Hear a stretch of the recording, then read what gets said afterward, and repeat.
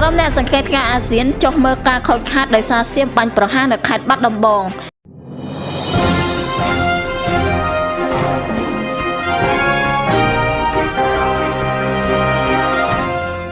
យោងតាមសេចក្តីប្រកាសព័ត៌មានរបស់ក្រសួងការពារជាតិឲ្យដឹងថានៅព្រឹកថ្ងៃទី21ខែមករាឆ្នាំ2025នេះក្រុមអ្នកសង្កេតការអាស៊ាន AOT បានចុះទៅដល់ស្រុកសំពៅលូនខេត្តបាត់ដំបងដើម្បីពិនិត្យមើលការខូចខាតដែលបណ្ដាលមកពីយោធាទម្លាក់គ្រាប់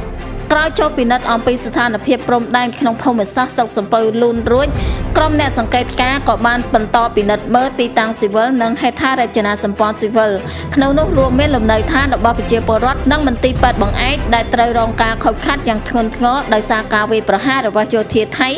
កាលពីខែធ្នូឆ្នាំ2025ភាគីកម្ពុជាតែងតែផ្ដល់ការគាំទ្រយ៉ាងពេញទំហឹងដល់ក្រុមអ្នកសង្កេតការអាស៊ាន AOT